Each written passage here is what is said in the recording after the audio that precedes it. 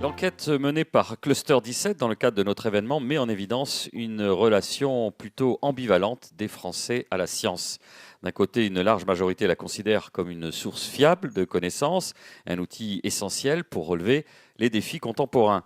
De l'autre, des clivages marqués apparaissent sur certaines thématiques, notamment en fonction du niveau d'éducation et des orientations politiques. La question des vaccins illustre bien ces divergences.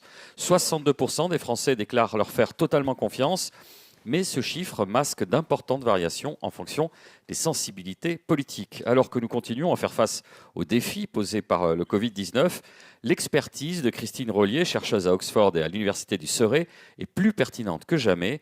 Elle échange tout de suite avec Olivier Hertel, journaliste au Point, sous vos applaudissements.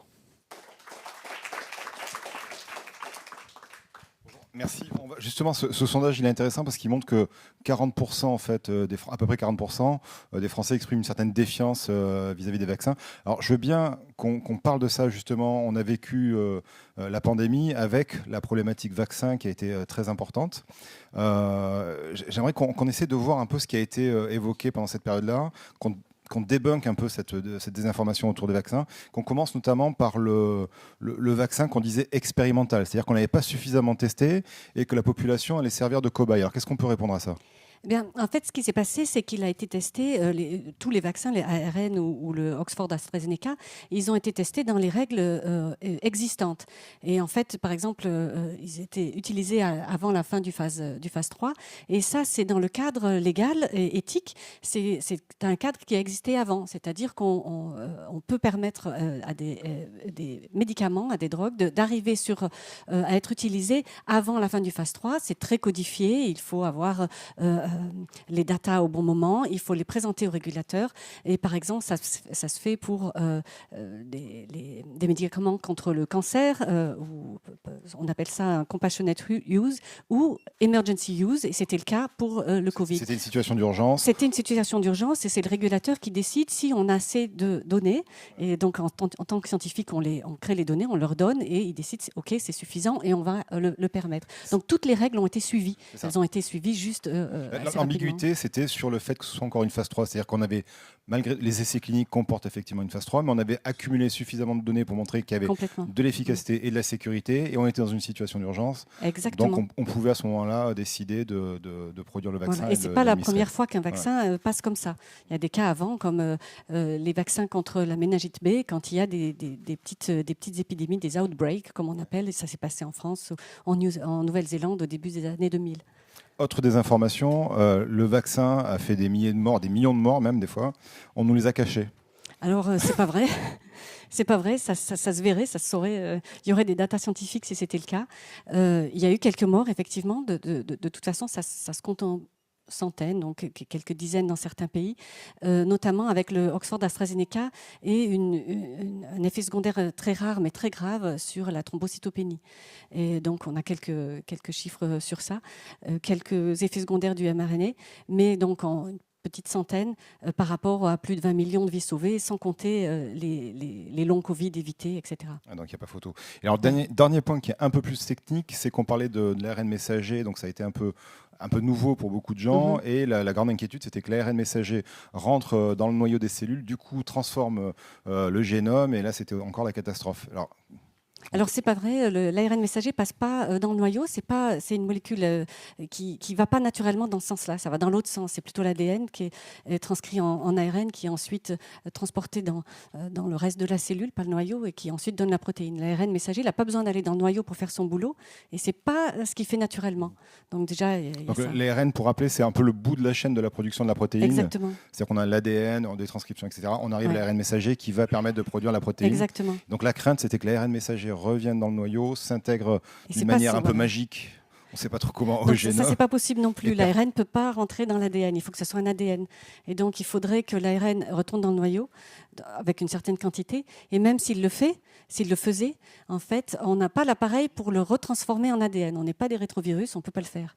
On n'a pas les Effectivement, on a pu noter qu'il y avait de l'ARN qui arrivait à rentrer dans le noyau, mais ça s'arrête là. L'histoire s'arrête là. Voilà, ça s'arrête là.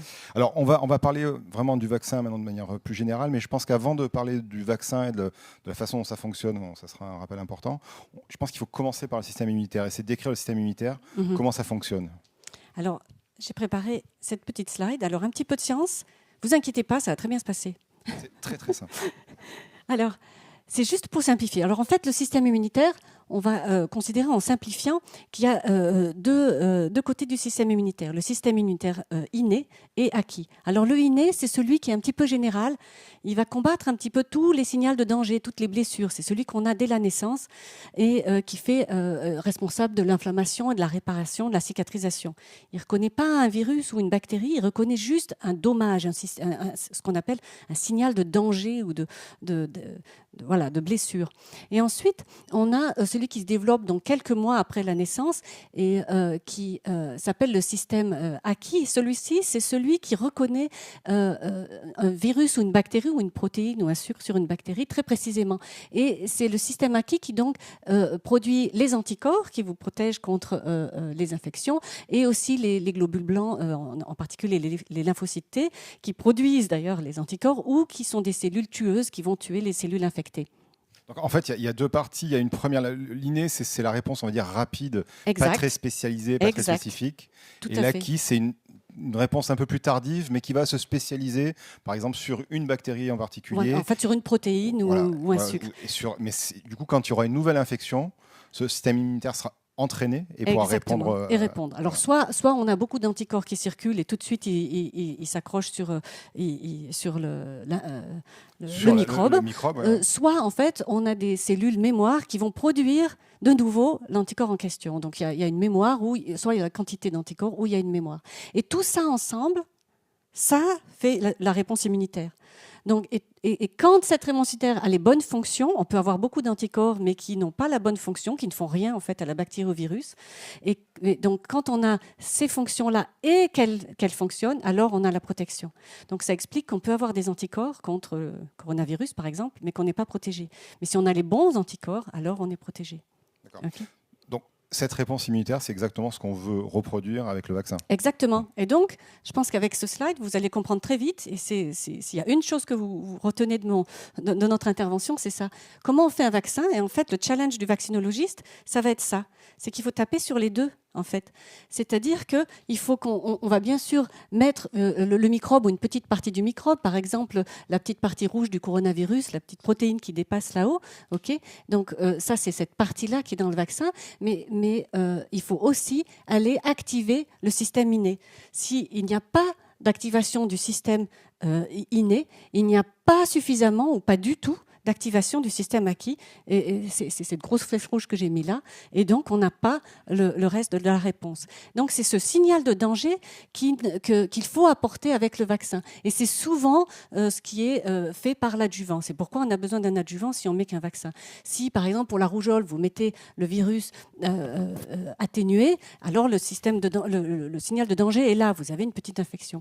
Mais si vous avez qu'une petite protéine comme le coronavirus, il va vous falloir le système de danger.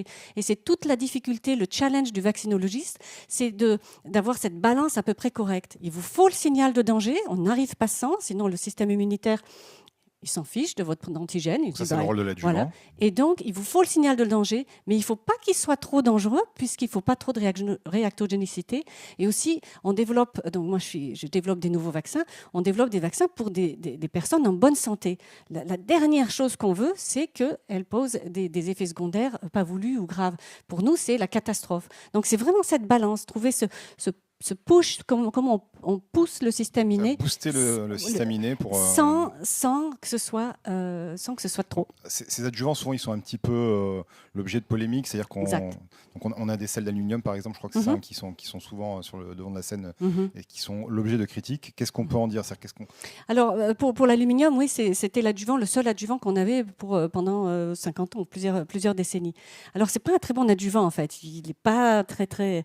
Le système le signal de danger n'est pas très fort, mais c'était une molécule relativement bien caractérisée, qui était sûre, ça a été démontré en beaucoup d'essais précliniques et ensuite en clinique et après dans les études après l'utilisation des vaccins. Donc très sûr, pas très très puissant, mais comme il était sûr, c'est le seul qui a été utilisé donc, dans la grande majorité de nos vaccins, surtout pour les enfants, pendant des décennies. Et pour certaines maladies, ça ne suffit pas. Pour certains microbes, ça ne suffit pas, cet adjuvant. Il faut quelque chose qui pousse un peu plus fort. Mais la peur, justement, ou la recherche pour les nouveaux adjuvants a été très lente pendant plusieurs années, justement, parce que le régulateur est extrêmement... Conservateur sur ces... Oui, et probablement pour une bonne raison. Ouais. À raison, il faut faire très attention. C'est le signal de danger, il nous le faut, mais il faut faire attention à ce qu'on fait. L'idée, c'est de ne pas trop emballer le système immunitaire, faire en sorte Exactement. que ça se... Voilà. Maintenant qu'on a un peu tous ces éléments sur la vaccination, au moins sur le principe, on peut peut-être expliquer quelles sont les grandes pistes de vaccination ADN, ARN, protéines. Enfin, comment on conçoit un petit peu la vaccination. Alors, juste une petite précision, ce n'est pas toujours une protéine qu'on a dans un vaccin. Vous voyez, quand c'est une bactérie, on a une sorte de sucre. Ça peut être un sucre. Donc, quand c'est un sucre, c'est un autre type de vaccin. Mais pour ce qui nous intéresse là, on peut regarder cette slide. Alors, vous inquiétez pas, ça va bien se passer. Elle fait un peu peur au début quand même. Elle fait un peu peur. Et en fait, c'est juste pour expliquer comment on fait. Et comme vous l'avez dit il y a quelques minutes. Donc, ici, en fait, ce que vous voyez là, ça représente une cellule. Ça, c'est une seule cellule. On n'a pas dessiné tout. C'est la membrane de la cellule. Ça, c'est la membrane de la cellule, et là, ça, c'est l'intérieur. Et ici, vous avez votre noyau. Et donc, ici, vous avez l'immunisation par ADN et ici par ARN. Alors, c'est juste pour vous montrer que pour avoir une protéine, en fait, il n'y a pas 36 moyens. On peut donner la protéine elle-même toute seule, par exemple avec un adjuvant, ou vous pouvez utiliser l'ARN messager ou l'ADN. Donc l'ADN, vous l'empaquetez, ou vous utilisez un adénovirus, on peut en revenir si ça vous intéresse, et donc on le fait rentrer dans la cellule, et l'ADN qui code pour cette protéine va dans le noyau, ne s'intègre pas, même dans le cas de l'adénovirus, mais va dans le noyau pour qu'il soit ensuite transcrit en ARN. L'ARN sort du noyau, c'est ce qu'il fait naturellement, et c'est en dehors du noyau, dans le cytoplasme, qui va produire notre protéine, l'antigène ici, qu'on veut. Donc ça, c'est quand on utilise l'ADN. Juste pour rappeler, pourquoi on produit une protéine, c'est pour donc avoir cet antigène. Si on prend le cas du Covid, c'était la fameuse protéine Spike, par exemple. Exactement. Donc, qu'on voulait produire pour que le système immunitaire soit exposé au virus sans être exposé au virus d'une certaine manière. Voilà, c'est pour que le système acquis reconnaisse cette protéine comme associée au signal de danger et fasse les anticorps et les lymphocytes. Donc, c'est une protéine qui est spécifique du microbe, du virus. Le système immunitaire la reconnaît. Donc tout l'intérêt de la production de la protéine, c'est justement qu'il puisse aider à reconnaître. Donc c'est ça. Pardon, je voulais pas aller à celle-ci encore. Donc effectivement, le but du vaccin, c'est vraiment d'avoir la protéine. C'est ça qu'on veut. Et donc quand on utilise l'ARN messager, on l'empaquette. C'est une molécule très fragile, l'ARN messager. On la modifie pour qu'elle soit moins fragile. On l'empaquette. Et puis quand elle rentre dans la cellule, vous voyez bien qu'elle n'a pas besoin d'aller. C'est pas ce qu'elle fait d'habitude. Elle n'a pas besoin d'aller. On bypass le noyau. Elle est directement dans le cytoplasme, mais elle fait son boulot et elle donne l'antigène. Voilà. Okay. Donc, et quand on parle d'adénovirus, c'est tout simplement parce qu'on peut utiliser des virus sans leur virulence. Absolument. Pour faire pénétrer l'ADN dans la cellule, dans le noyau. Exactement. C'est le vaccin Oxford AstraZeneca, donc, sur lequel j'ai travaillé beaucoup. Donc, en fait, l'adénovirus, c'est un virus qui donne le rhume. Et en fait, on le modifie génétiquement et pour qu'il exprime, à la place d'exprimer ces antigènes normaux, il exprime l'antigène que l'on veut. Et en plus, il est tellement faible, il ne fait pas d'infection en fait. Il ne rentre qu'une fois, il exprime l'antigène et ensuite ça s'arrête. Il ne peut pas faire de plus. C'est extrêmement sûr. On lui a enlevé sa capacité de se multiplier, en fait. Alors, on ne va pas faire d'angélisme, mais il y a quand même aussi des risques qui sont associés au vaccin. Oui, quels sont ces risques, en fait? Qu'est-ce qu'on peut Alors, bien sûr, il y a d'abord la réactogénicité locale. Alors maintenant, je pense que vous avez tous compris, c'est le signal de danger. Les risques essentiels, ça va être les allergies, pour les cas d'allergie, et surtout, certaines personnes, c'est probablement, il y a des causes génétiques, etc., qui vont avoir un emballement du système immunitaire qui peut faire des réponses auto-immunes. Et par exemple, on peut citer le syndrome de Guillain-Barré, c'est très rare, mais c'est quand même assez grave, ou par exemple, un cas assez spécifique en fait d'un vaccin contre la grippe qui avait un adjuvant très très très très bon, plutôt très fort, et tellement fort qu'en fait, dans une petite portion de la population qui avait un gène spécifique, a induit une réponse contre une molécule qui cause le sommeil, et donc qui a causé la narcolepsie dans certaines positions. C'était pas une population en France, c'était Non, c'était au nord de l'Europe. Et en fait, alors voilà, vous pouvez me dire, mais comment ça se fait que vous n'avez pas prévu ça? Eh bien, parce qu'en fait, la réponse immune, elle est contre le morceau de la grippe, en fait, qui ressemble, la grippe fait ça aussi dans ces populations, mais elle ressemble donc à une molécule qu'on a. Et l'adjuvant était tellement fort que finalement, juste dans ces populations, avec ce gène-là, cet effet secondaire est apparu. Il a amplifié d'une certaine manière la réaction. Amplifié une réaction immunitaire. Et donc, qui était passé inaperçu jusque-là. Passé inaperçu. Parce que, justement, à cause des nombres. Pas d'adjuvant dans la nature. Et voilà. Exactement. Et donc là, les personnes en question étaient vaccinées contre la grippe et s'endormaient sur le bureau. Voilà, la narcolepsie, c'est ça. Et donc, en fait, c'est quand même assez étonnant comme effet secondaire. Voilà. Alors pour les vaccinologistes, c'est la catastrophe, évidemment. Mais ce qui est important de comprendre, c'est que en général, ce genre d'effet-là se découvre assez rapidement. Normalement, les médecins ou les infirmières, quand elles vaccinent, elles devraient vous dire si vous avez des effets secondaires qui ne sont pas sur la notice, il faut le dire. Et ensuite, c'est important de rapporter ce genre d'effets donc aux agences du médicament qui regardent en fait des gens qui vont avoir un problème de narcolepsie. Ça arrive, il y a une certaine fréquence dans la population. Et en fait, tout d'un coup, après une campagne de vaccination, on voit quelques cas, 2, 3, 4, 5 cas, et tout d'un coup, on regarde dans plusieurs pays, on voit les cas, et après, bien sûr, le vaccin a été retiré assez rapidement. Le lien avec le vaccin. Absolument. Donc ça, c'est tout l'enjeu de la pharmacovigilance en fait, qui va surveiller. Qui est très très bonne en Europe. Alors justement, là, donc on en a parlé des risques, il y en a d'autres. On peut aussi parler quand même des bénéfices, donc là, qui ne sont pas discutables, notamment en nombre de vies sauvées. Merci de le mentionner. Alors, la vaccination, c'est l'intervention de santé publique qui est considérée comme la plus efficace. Donc, ça a commencé il y a à peu près 200 ans avec Jenner contre la variole. Et on estime, alors le WHO, l'OMS a estimé que rien que dans les 50 dernières années, les vaccins diphtérie, tétanos, pertussis, coqueluche, a sauvé, je pense, 154 millions de vies, dont 101 millions de bébés. Et si on compte depuis 200 ans, par exemple, la variole, il y avait 5 millions de morts par an. La rougeole, il y avait 4 millions de morts par an avant le vaccin. Je ne compte même pas les cas de polio où il y avait la paralysie, mais même si les gens ne mouraient pas. Et donc, l'estimation, c'est que depuis le début de la vaccination, il y a 200 ans, probablement, on est sur 1 milliard de vies sauvées. Et avec se laver les mains et l'eau propre, c'est l'intervention la plus efficace. Alors, juste pour un peu conclure sur cette partie-là, j'ai envie de rappeler, en fait, parce que vous travaillez en Angleterre, et l'Angleterre, ça a été quand même le berceau d'une des plus grandes, à la fois de la découverte de la vaccination avec Jenner, et en même temps, les Chinois le faisaient avant. Oui, bon. En tout cas, popularisé par Jenner, on va dire, mais aussi le berceau de la plus grande défiance des vaccins avec... Après, le berceau de la vaccinologie, c'est quand même Pasteur, je suis française. Oui.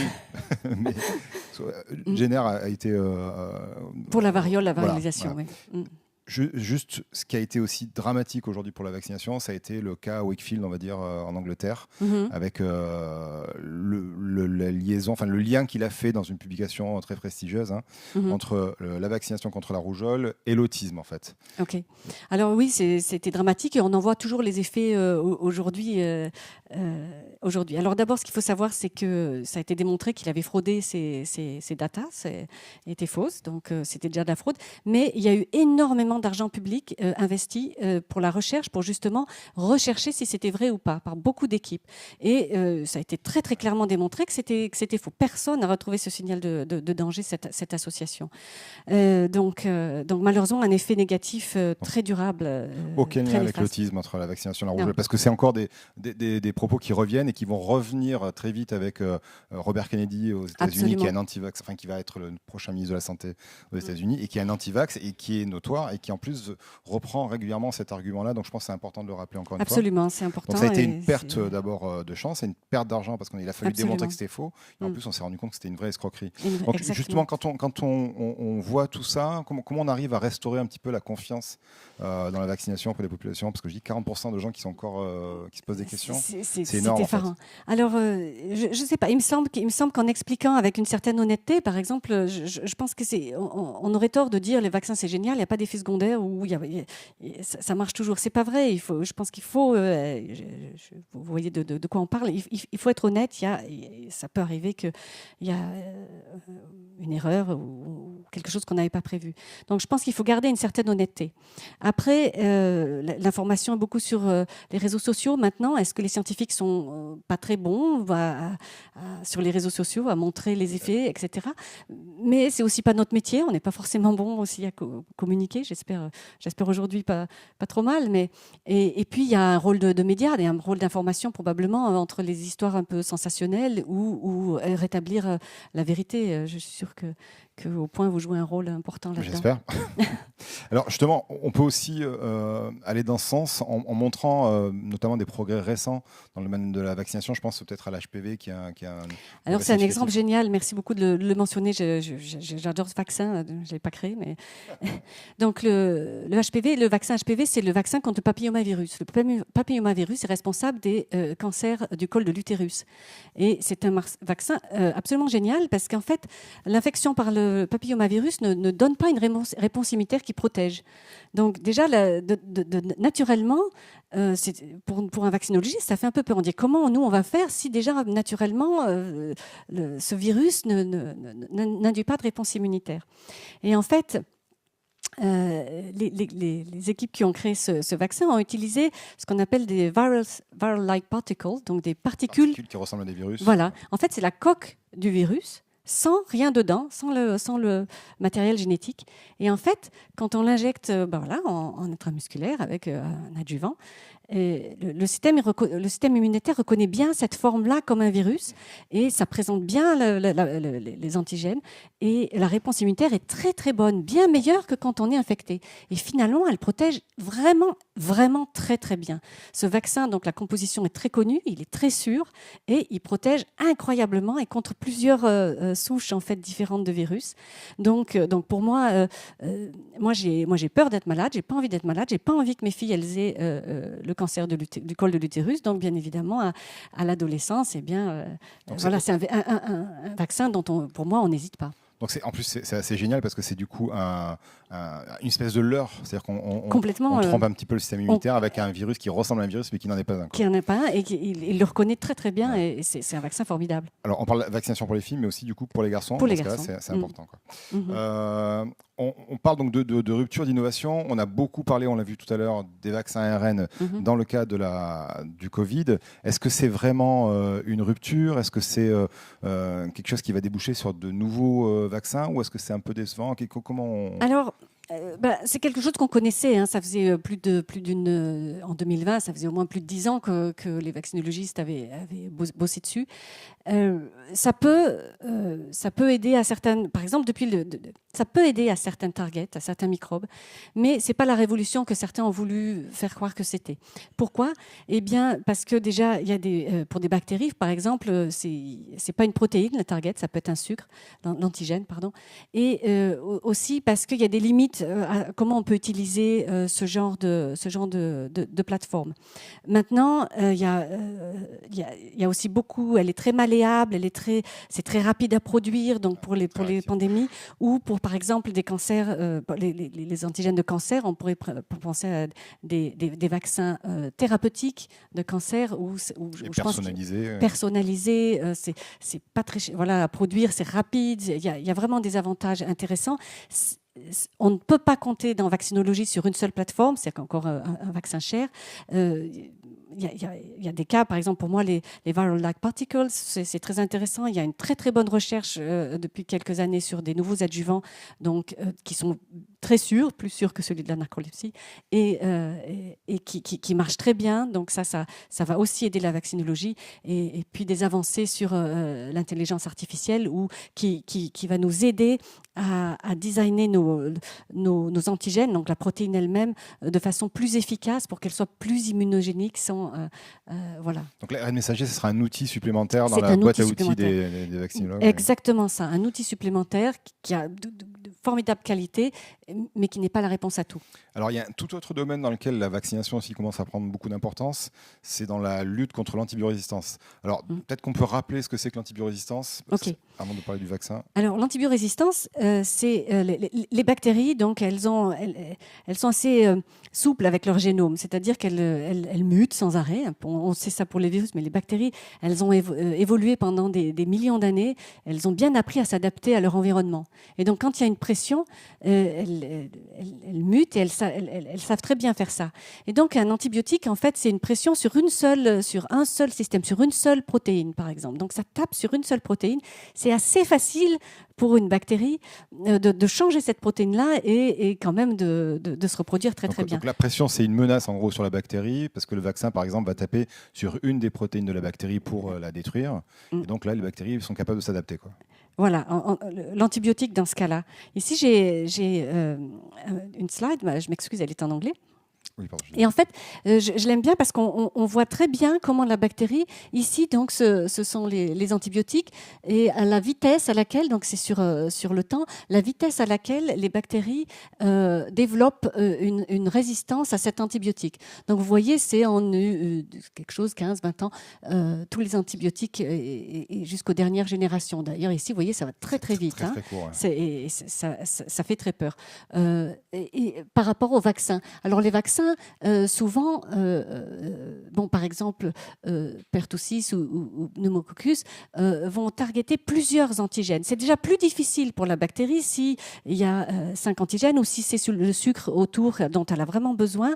C'est déjà plus difficile pour la bactérie de s'adapter à ça. Et donc, on voit déjà des résistances venir, mais ça prend quand même plus de temps. Par exemple, regardez pour la coqueluche. Là, ce qu'on voit bien, en fait, c'est qu'on voit donc déjà que les antibiotiques, souvent, la résistance apparaît très vite, mais ce qu'on ne voit pas forcément sur ce slide-là, c'est que souvent des bactéries sont résistantes à plusieurs antibiotiques. Alors, complètement. Et là, c'est un casse-tête, là. Complètement. Et il y a des cas très graves. Par exemple, un cas très intéressant, justement, où les vaccins ont été utilisés, c'était le cas de Salmonella typhi, qui est une bactérie qui a un problème grave pour les enfants dans les pays en voie de développement. Et en fait, il y a eu, donc, je pense que c'était en 2016, un outbreak, une épidémie de Salmonella typhi multidrogue résistante au Pakistan. Donc les enfants meurent et en fait, qu'est-ce qu'on peut faire ? On peut soit envoyer beaucoup d'antibiotiques et puis on n'arrive pas à avoir tout le monde. Et à ce moment-là, il y avait le TCV, donc Typhoid Conjugate Vaccine, qui était en phase 3, qui était en fin de développement. Et donc, on est venu combattre cette épidémie avec les vaccins et ça a très bien marché. Donc on voit en fait qu'avec un vaccin, on peut combattre la résistance aux antibiotiques en empêchant l'infection. C'est une méthode, mais aussi on peut le combattre en empêchant d'utiliser, en prévenant, je n'arrive pas à trouver mes mots. De manière préventive. De manière préventive, on va combattre, on va empêcher en fait l'utilisation. On n'aura pas besoin de l'antibiotique. On n'aura pas besoin. C'est ça. On garde l'usage de l'antibiotique. Là, le vaccin permet justement d'éviter d'utiliser l'antibiotique.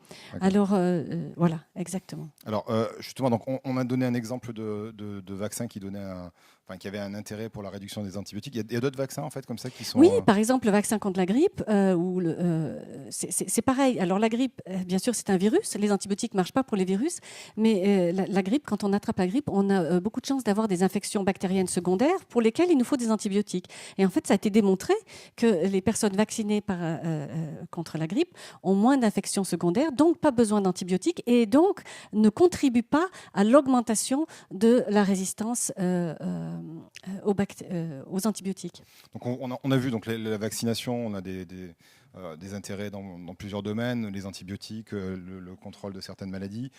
on pense aujourd'hui beaucoup à la grippe H5N1, dont on parle un peu de grippe aussi. C'est un peu la grande menace, c'est-à-dire que la grande peur, c'est de se dire si cette grippe aviaire, si le virus en question, H5N1, parvient à être humanisé, c'est-à-dire à devenir infectieux chez l'homme, sa capacité à se répandre et sa virulence, ça serait une catastrophe. Est-ce que là, quelles sont les pistes aussi pour répondre à ce type d'épidémie? Est-ce qu'on reparle de l'ARN messager? Est-ce qu'il aurait... Oui, oui, tout à fait. Donc, dans le cas de la grippe, on sait bien quelle partie du virus il faut utiliser pour avoir, enfin, on peut utiliser pour avoir des anticorps qui protègent contre la grippe, et ça peut tout à fait, on peut tout à fait utiliser la plateforme ARN pour ça. Et l'avantage, c'est la production extrêmement rapide en utilisant la séquence exacte de danger. Comme on l'a vu pour le Covid, on peut aussi s'adapter à des changements exactement, éventuellement du virus. On peut ça, rapidement. Voilà. Okay. Je veux bien qu'on reparle un petit peu de la façon de rassurer un peu sur le vaccin.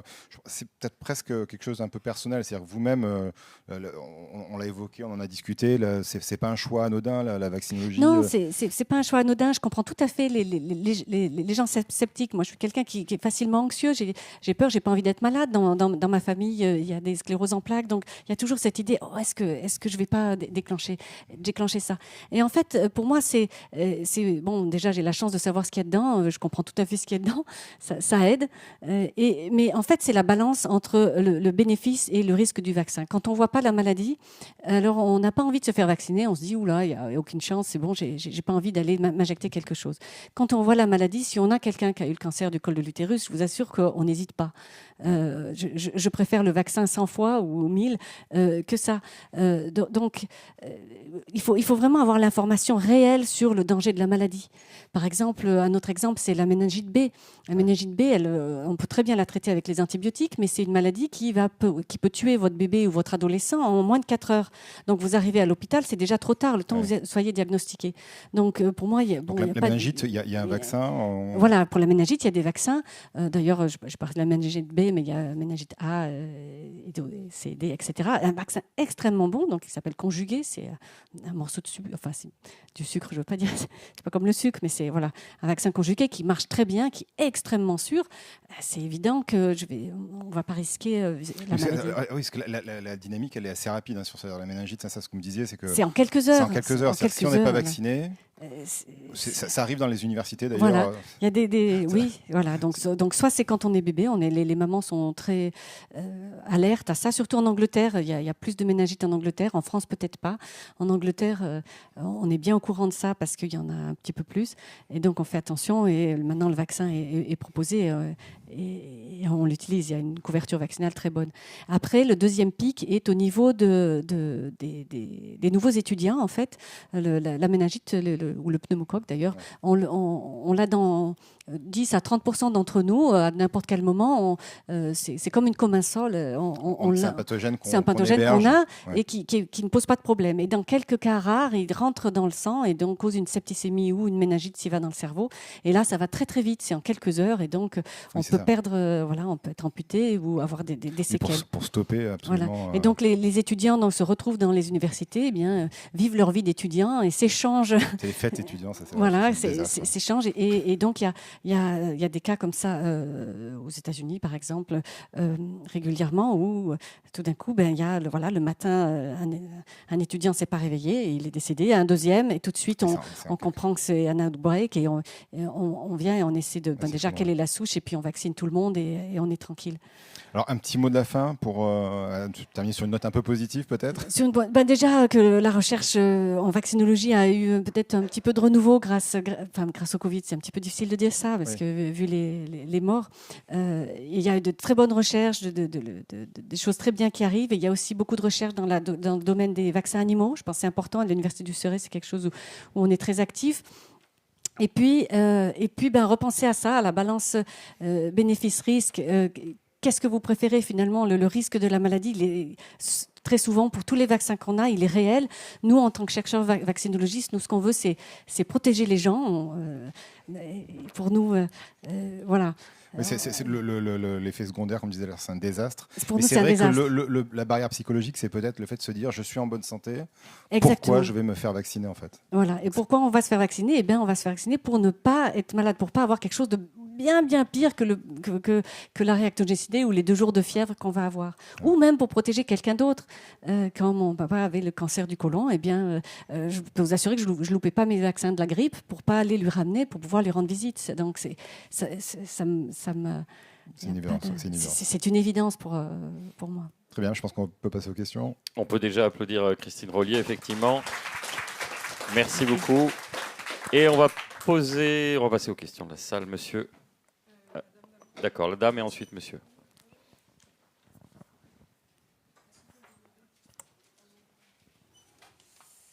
Alors, merci pour la présentation. On sait que les publics vaccinosceptiques sont en général très peu réceptifs au discours scientifique, puisque ces croyances, elles sont souvent basées sur des questions politiques, sociales, qui répondent à des craintes un peu sur l'état du monde. Ma question, c'est est-ce que vous avez déjà eu affaire à des publics qui étaient assez hostiles à votre discours scientifique? Et comment est-ce que vous adaptez ce discours du coup en conséquence?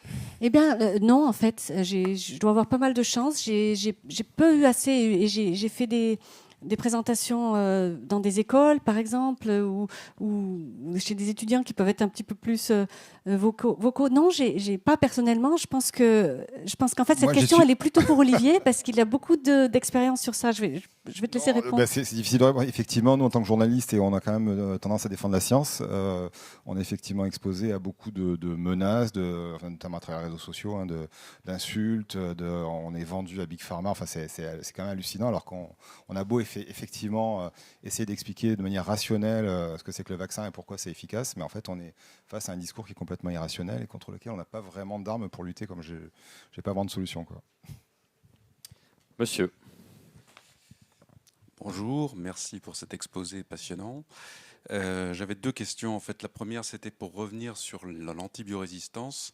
Vous avez montré ces schémas avec une apparition de plus en plus rapide de l'antibiorésistance, mais ce n'est pas un anéantissement de l'efficacité, c'est juste le début d'une apparition d'antibiorésistance. Autrement dit, ça continue à marcher quand même dans la plupart des cas. J'imagine. Ah non, ça marche plus du tout. Non, malheureusement non. Il y a des cas où en fait on ne peut plus traiter les infections bactériennes.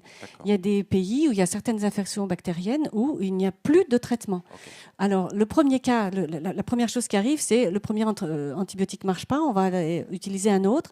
Maintenant on utilise des combinaisons. Par exemple en Angleterre, on a des cas de gonococcus, de gonorrhée, où on ne peut plus traiter avec les antibiotiques. Il nous faut une combinaison même de 3 antibiotiques, ça ne marche plus. Et donc il faut...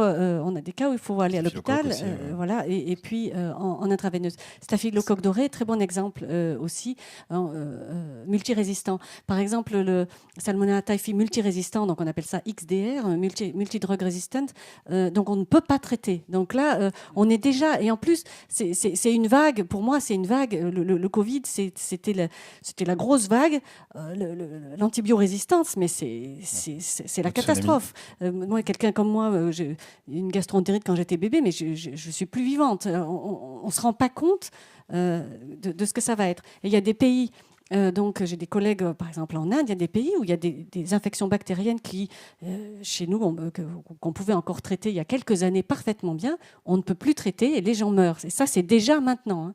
Donc... Donc, parce que les bactéries, maintenant, voilà, même si elles ont muté sur 3 et qu'elles ont réussi sur 3 de leur système, par exemple, pénicilline, méticilline, etc., après, il n'y a plus rien. Et la recherche est...